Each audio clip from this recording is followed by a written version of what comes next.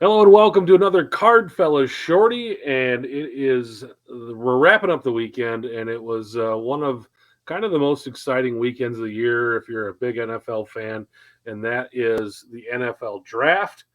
But I don't know, Matt. When it comes to hobby, this draft probably is gonna go down as one of the worst, certainly in the last 20 years. It really is a bad class for the hobby. I just I don't know what more to say about that. I didn't get the call on Thursday, Friday, or Saturday for the 20th straight year. So unfortunately, my card will not be coming out this year.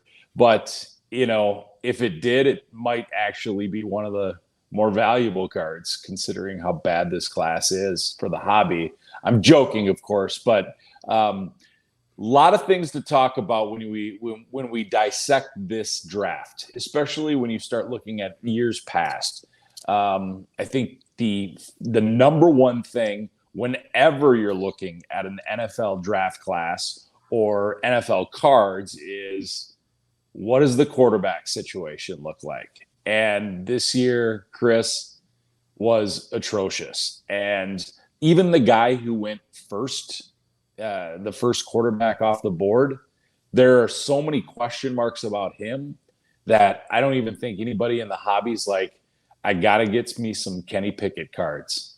And I just think it's going to be a tough sell when these cards start hitting the shelves for people to snap them up. Yeah, it was interesting. I was on vacation, but watched most of the draft on Thursday night, and it was funny when they selected Kenny Pickett. One of the guys on ESPN said, "Yeah, he's very similar to Mitch Trubisky." So that doesn't get anyone real excited when you're compared to Mitch Trubisky. But only 16 offensive players drafted in the first round. 9 of them were linemen, six receivers, 1 quarterback. Kind of interesting numbers here that I wrote down somewhere in my notes. I thought I wrote them down, but now I don't see them. But I think there was like 60 picks between the first quarterback taken and the second quarterback taken. So I can give you that. So the second quarterback was picked 74th. Okay, so 20th and 74th. So there's 54 picks in between quarterbacks. And that second quarterback was Desmond Ridder. Third rounder. So there was no quarterbacks taken in the second round. So, there was a lot of speculation that the young man from Liberty, Malik Willis, and there was talk, remember, a while back that this guy had made such an impact at the combine, he was going to maybe be the number 1 overall pick. Like, that's the smoke and mirrors of the NFL draft. Like, I don't, the hype. Nobody manufactures drama and plot lines like the NFL. Like, this is the crazy thing about it was everybody's like, this guy is, he's a project, but man, look at the tools. Here we go. 86 pick to Tennessee. The kid out of Liberty, Malik Willis, goes. So you start thinking, it's like, what is going on here? This is just crazy. But after those 3 guys, then it was another third rounder. It was Matt Corral from North Carolina from Ole Miss, went to Carolina. So you had 4 quarterbacks gone in the first 3 rounds, 1 in the first, then 3 in the third. So not a good look for NFL card collectors coming forward in this year. Not going to be a good look at all. Yeah, it feels a lot like the NBA draft last year. And one of the things that I thought of with that NBA draft last year is I think it actually hurt the overall value of cards, even with the veteran cards. And people just weren't as interested in basketball cards as they were the year before. And me, I'm a sucker for that Chronicles draft picks. Me too. Those blasters and those megas and that stuff. And I just like being able to get cards from, the top picks. I like all the variety in it, but I honestly don't know if I'd even buy a blaster box of it this year. Cause it's just, there's really nothing there that really interests me. Obviously we look at some of the defensive players, some of the greats in the game. You look at, the Watts, you look at Aaron Donald and those kind of players. their cards really aren't. They don't have any value. Even going back to some of the great defensive players from when we were growing up, you look at a guy like Mike Singletary, even Lawrence Taylor. I mean, you can get his rookie cards pretty inexpensively when you compare them to the quarterbacks of that era. So there's just not a lot of excitement for defensive players, and I don't see a whole lot coming out of this. The other thing that I saw, the last draft that only had one quarterback taken in the first 50 picks was the 2000 draft, and that's a draft that you and I just recently talked about.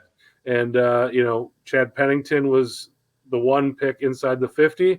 And then there was a guy named Tom Brady that was also selected deep in that draft. So maybe one of these guys is the Tom Brady. I got to say something. The Patriots selected a guy in the 4th round, Bailey Zappi from Western Kentucky. So in a draft that was starved of quarterback talent, the Patriots jump in and draft a quarterback late. Does that sound like that year? So I'm going to put all my money into Bailey Zappi cards. Is that a good investment? Well, I don't think it's going to cost you a lot. All right. That's going to be a low he went investment.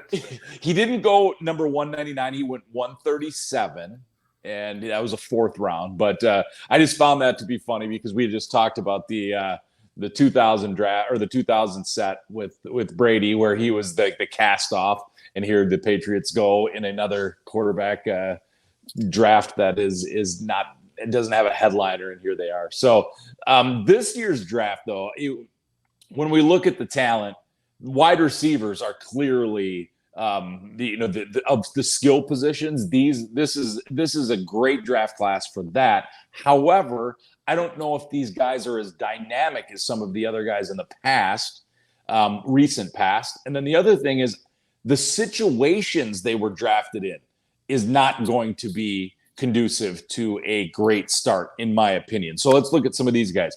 Drake London went 8th overall. He's going to the Falcons. Right. Horrible. Second guy off the board from a wide receiver position, Garrett Wilson, right? 10th overall, going to the Jets. Not a good situation. Then you have Chris Olave, 11th, going to the Saints. Normally I'd say, whoa, awesome, great. Drew Brees is gone. So you have another guy pitching to you. And then you have Jameson Williams went 12th to the Lions. Again, he's coming off a knee injury. He probably won't be healthy this year anyway. And he has Jared Goff thrown to him. And then there's a guy named Jahan Dotson, Commanders. He went number 16. And then you had Treylon Burks, who's 18th. He might actually be the best going to Tennessee because he's going to have to replace A.J. Brown, who's traded to Philly. And he's kind of a clone of A.J. Brown. But, again, he has an offense that doesn't really, put a lot of stock in wide receivers, especially, if A.J. Brown is gone, you have a rookie that's going to have to learn. And then you have Christian Watson. So those were all the first-round guys. Now you get into the second round, and this is probably the best situation for a guy is Christian Watson, second-round pick, 38th to Green Bay. And we all know Green Bay needs that. So you name those guys off, and then you look at where they're going. Do any of those guys intrigue you from a collector, from a hobby standpoint? No, and really one of my main points was that, there's no, these players that went that could be something all went to basically terrible situations to go in and try to produce. You talked about Drake London, Calvin Ridley. He's got Marcus Mariota as the quarterback. Calvin Ridley's gone. He's going to face the top defender every week, and he doesn't have a quarterback that's known for really putting up tons of statistics. So that's a really tough situation for him. I really like Garrett Wilson, but, the Jets, although everyone feels like they won the draft and certainly they had a lot of capital coming in. Yes. And maybe they were able to get kind of the top player at each position that they took players in, until, I always tell my son, until further notice. Until further notice, they're still the Jets, and when they prove that they're not the Jets, then I'll buy it. But right now, they're still the Jets, and until that they prove that they can do something, they're still the Jets. So we talked about, what happened in the first round. Lots of defensive players, and again, this draft may end up being an incredible draft. I mean, by all accounts, the defensive players taken really, really good. Lots of great linemen, but those are not, hobby. No, those don't move the needle when it comes to football cards. But again, the draft may be awesome, but just not a great draft for the hobby. But we also had some things that happened outside of the rookie. We had some trades. The Ravens traded their top receiver. The Titans traded their top receiver, A.J. Brown. And maybe that helps the situation in Philadelphia. Maybe that offense becomes more dynamic. Maybe that's something that will help move the needle there. But one guy that didn't get traded this weekend was Baker Mayfield. Yes. He's sitting there. Is there a home for him? I still see him getting nobody's going to trade for him. And so there has to be some sort of solution where he just gets released and picked up. And that's the thing that's eventually going to have to happen. I think Cleveland's probably sitting there still waiting to see what's going to happen to Deshaun Watson as far as a suspension. But Baker's days are done regardless. But back to what you said, there was a lot of interesting moving parts when it's come to movement. So it started, Tyreek Hill is now with Miami, and I find all these moves very interesting. So Miami now gets a weapon for Tua. AJ Brown goes to Philly. That's a weapon for Jalen Hurts. And then you have Zach Wilson gets just a ton of new talent coming in too. So these franchises are trying to figure out if their quarterbacks are their quarterbacks for the future. And that's really interesting to me as well. So when you talk about the moving and the shaking, but I think Seattle is still a logical spot for Baker Mayfield. With that being said, they're not giving up any capital to get him. Before we move on too much, I do want to go to one wide receiver that I think is in a good position, who I think could be the sleeper of this, and it was a second-round pick, number 52 to the Steelers, was George Pickens. I think that's a good situation. The Steelers are looking for a wide receiver, but again, they don't have a quarterback. That's part of the issue, but I think, Steelers receivers, sometimes have that opportunity to be those breakout guys. And I think he was one of those guys who was picked later, a little bit below those other tier guys, but I think he could blossom into something pretty good as the 52nd pick. But as you mentioned about this draft, Chris, the first round wasn't really, heavy with stars, but apparently the depth of this draft between the second and third, fourth rounds was abundant. So like you said, this might not be great for the hobby, but it could be good for the sport.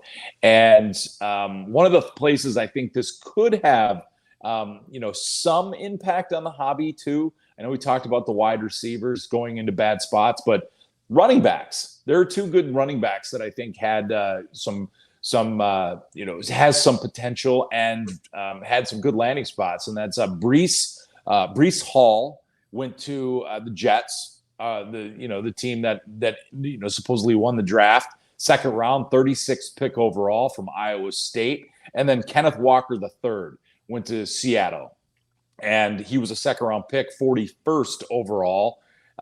He's a nice runner from Michigan State. So those two guys have a potential to come into their programs and do really well. And then Dalvin Cook's younger brother, James Cook, goes to Buffalo, which was an interesting pick because he's very similar to Devin Singletary, who they have.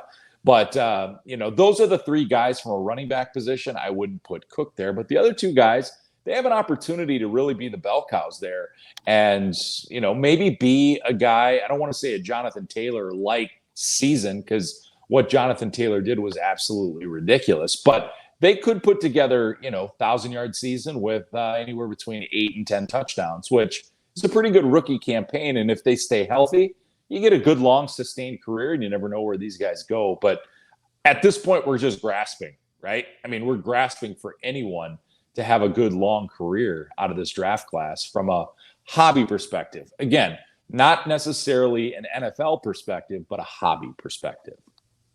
Yeah, and it's tough, I would say, for receivers to make an impact their rookie year.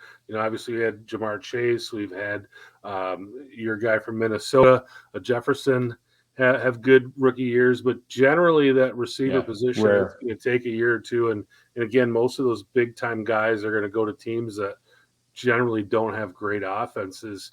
One of the guys that I really like, and again, maybe it's my Broncos bias, but the tight end they picked up from UCLA, Dulcich, that guy's got some wheels. And the thing that I like about him, and I watch this whenever I watch, the draft and they show the guys their highlights. And when you see highlights and they're against Vanderbilt, they don't impress me.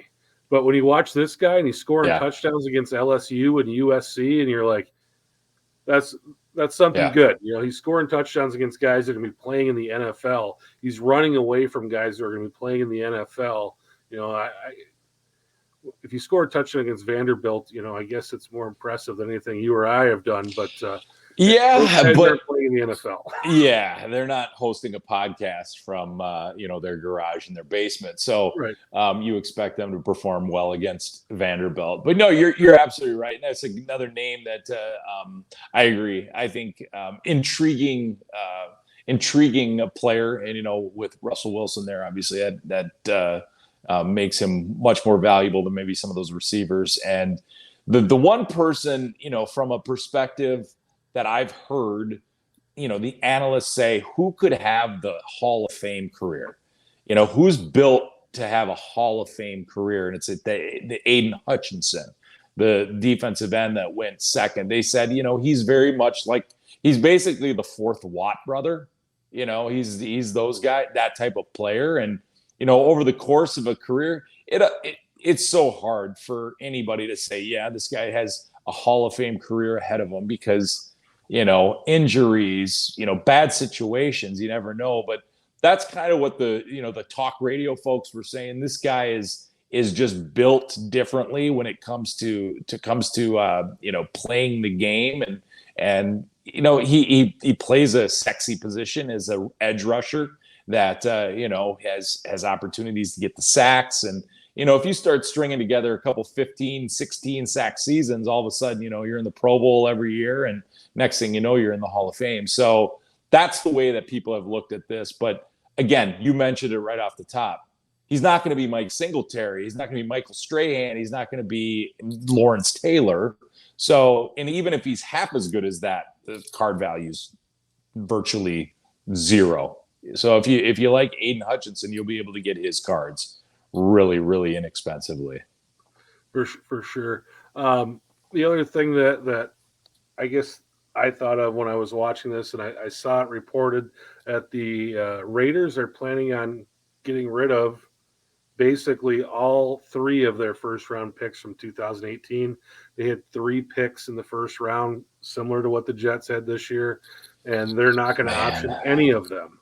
Yeah. So I think it's one of those things that we got to look at and go, no one can judge a draft class on Monday morning. This is going to be absolutely not process before you can judge any draft class. And that's a kind of a proven point right there, just because, I'm sure the Monday after that draft, everybody thought the Raiders had a great draft. Yes. And that's one of the issues that a lot of these teams deal with. I being from Minnesota, we see it we've had A drafts for the last several years, and they have been turned out to be horrible. Like, there have been few when you talk about, Justin Jefferson being an impact player, but the rest of the guys, a lot of them just have been whiffs. And so, being the armchair quarterback the next day, we're not trying to do that. We're just looking at it from a hobby perspective and how it's going to impact the hobby. And we both agree that the idea of buying, the mosaics off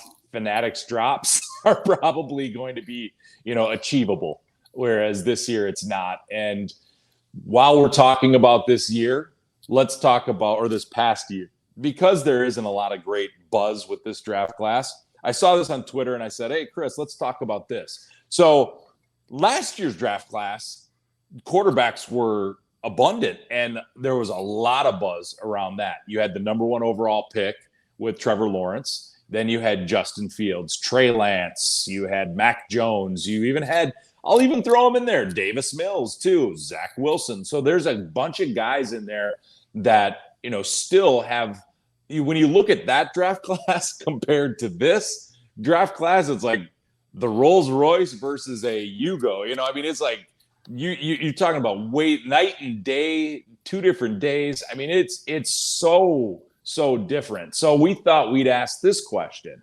Of the quarterbacks drafted last year, Chris, who are you taking over the next 10 years to run your franchise? Who do you want? And rank them if you can. Or give me the top 3. I still like Trevor Lawrence. And I think last year in Jacksonville, it was obviously an absolute dumpster fire. And I think brutal. A lot of it was brought on by Urban Meyer. And I think that people thought that was going to be a good situation. And it really wasn't right from the start. But Lawrence is a winner.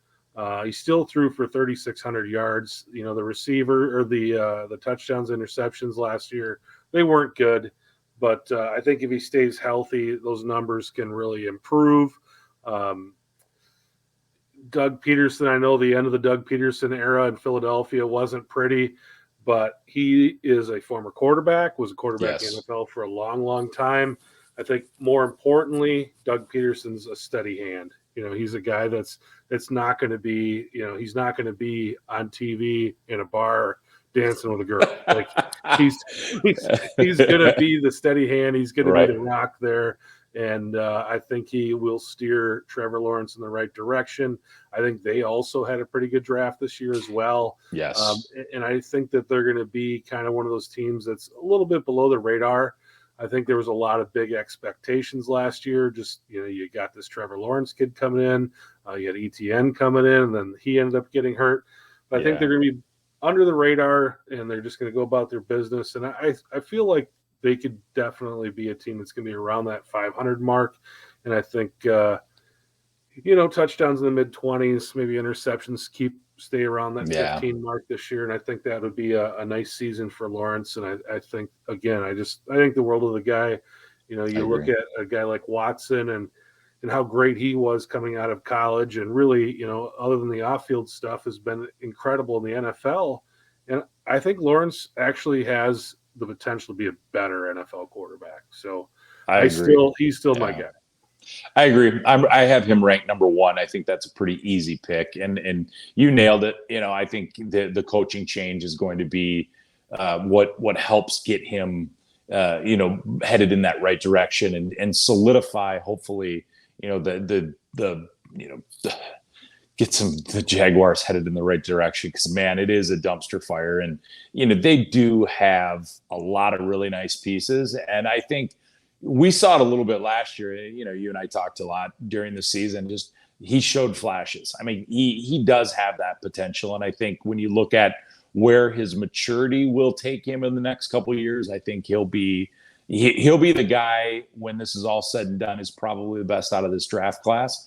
But again, it is a very, very good draft class. And I think the debate for most people starts at number 2.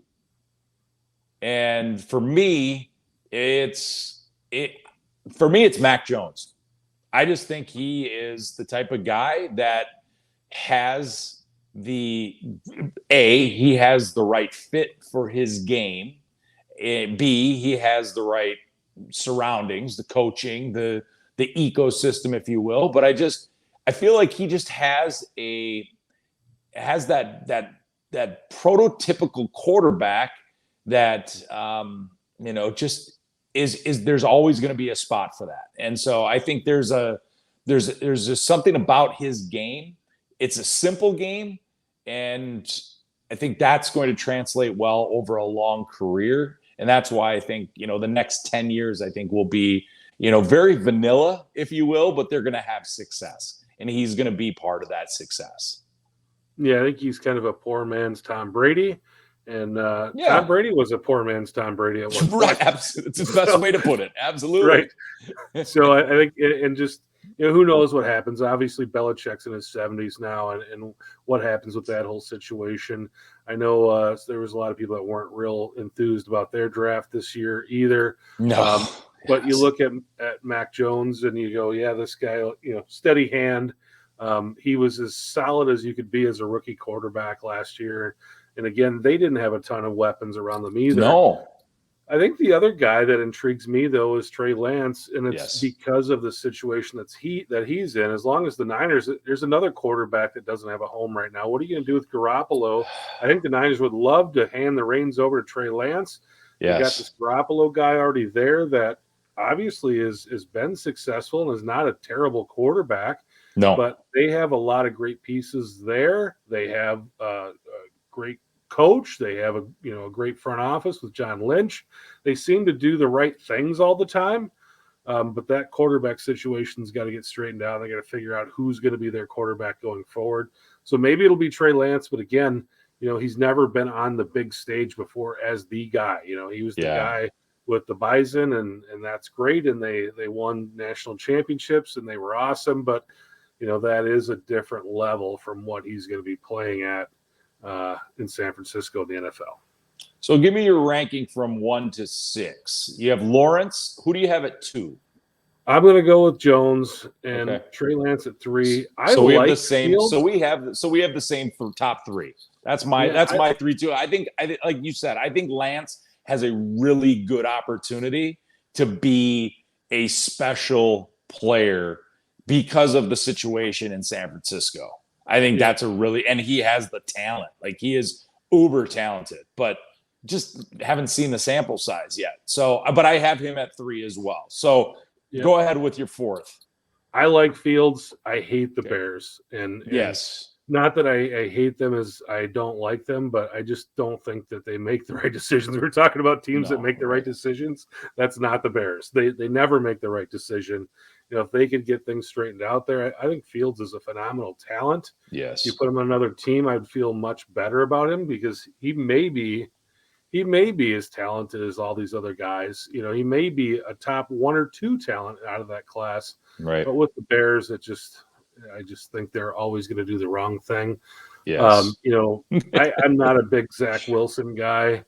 I hope that the Jets are kind of on their way up, but I'm not a believer in Zach Wilson and Davis Mills. Again, plays for another team that has shown over the last few years that they're always willing to do the dumbest thing possible as well. Yeah, I mean, well said. And I'm not sold on Davis Mills being the quarterback of the future. He just played a lot last year for that team just because he needed to, and he did fairly well. There were times where he looked like a competent NFL quarterback. I don't know if he's a guy who has longevity, but he was competent enough to for me to put him on this list. You and I differ a little bit on Zach Wilson. I think Zach Wilson was thrown to the Wolves last year in a no-win situation, and they just basically said, go out there and play. And it was not good at all. Like, he did. But with that said, and I think I may have texted this to you. I can't remember if it was you, but he made one throw this season, and I wouldn't know which game or what, where I was like, whoa, that's some serious arm talent right there. So I think he is probably going to struggle again this year. But I think he has the potential to be, I think he has the potential to go into the top 3 and of this draft class, just because of his arm talent. But again, he plays for the Jets. He's just another one of those teams you can't trust with quarterbacks. And so it's hard for me to put him anywhere near the top 3. I think there's a clear cutoff with that. And I think it starts, like you said, with the situation. I do have him. I would put him, when we're talking about 10 years, I would have him above Fields. And then I would have Mills at the end. I don't think Mills is going to have a long career starting. So, mine would be Lawrence, Jones, Lance. I'd go Wilson, and then Fields, and then Mills. So from a hobby perspective, I'm still collecting Lawrence cards. Absolutely. Mac Jones, I think, are overvalued for what he brings to a like statistical, but he plays for the Patriots and they get to the Super Bowl and playoffs a lot. And then I think Trey Lance. Trey Lance is a card that I think a lot of people are speculating that this is going to be the card that is going to shoot up the most. And then Fields too, I think people are holding. And Wilson, I think his cards are probably pretty affordable right now, and Mills are too. So from that perspective, I would say getting your Lawrence cards in order, I think would be some good advice for people in the hobby. Well, I'm going to spring this one on you, and this is an unplanned question because we've been talking about players on teams that, it's the until further notice. These teams have always been terrible. They always find a way to mess it up. Right. Well, until then, it seemed like the Cincinnati Bengals were on that list. And we've got two incredible quarterbacks out of that draft class 1 year further back, the 2019 or 2020 draft class, Herbert and Burrow. If we're going to look into that crystal ball, who do you feel 10 years from now is going to be the guy out of those two? Oh, man. Like that to me. And before I answer that draft class also has Jalen Hurts and Tua Tagovailoa. So, and they're trying to figure out if those guys are quarterbacks and by giving them the weapons that they need. But back to your original question, there's no question that those two guys are 1 and 1A for sure. The question is who's one. I would have to say, gosh, this pains me to say this, but Joe Burrow is the guy that I'm taking. And for no other reason that he has won something. He's a winner. He's proven that he can win at the highest level. He won at LSU. He's gotten his team to the Super Bowl. But with that said, like, if you're like, all right, your consolation prize is Justin Herbert, I'd be like, yes, please. So that's my slight advantage to Burrow. How about you? I think I was leaning Herbert, but you kind of, with the winner thing, swung me over to Joe Burrow. But I like Herbert because I think he's going to have humongous numbers all the time. Yes. And, 10 years ago, I'd say, well, he plays for the Chargers. But I think those guys playing in LA now, I think it's a different vibe. Yeah. And I know they were close this year, and I just think they've added to that team. The problem that they have is that division right now is just murderer's row. And it's similar to what the AFC North was 5 or 6 years ago. But now the AFC North looks like it's going to be much easier than yes, it is. Again, Cleveland getting better, though. Pittsburgh maybe going down. Cleveland getting better. Baltimore, I don't know. I think they've got a great coach. They got a great quarterback, but the other pieces in that puzzle seem to be getting worse every year. I think the best news out of all of this is there's a lot of great young quarterbacks to watch. And I think this is kind of that changing of the guard that we see in sports. And we're going to look back and, you see guys like Brady and Rodgers still doing it and still doing it well. But they're on their way out, and you have these young quarterbacks coming in who we mentioned, and we didn't even mention Mahomes, Josh Allen, and some of those other guys that came in a draft class. You mentioned Lamar Jackson. So I think the league is just, again, you start looking at the quarterbacks of the league, and when we talk, getting back to what we talked about originally of this draft class 2022, there's just nothing there to get you excited, and I think that's what's coming back, bringing this full circle. It's going to be a rough year for the hobby when it comes to football.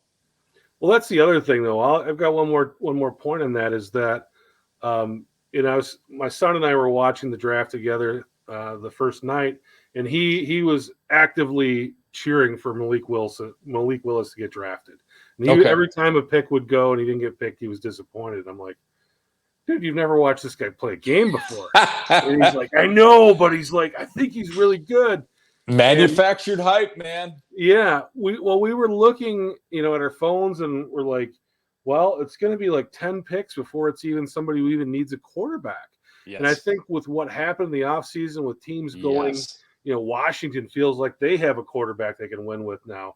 And now Indy, even though they got rid of that guy, now they feel like they have a quarterback now. I know. There's a lot of teams that feel like they have a quarterback.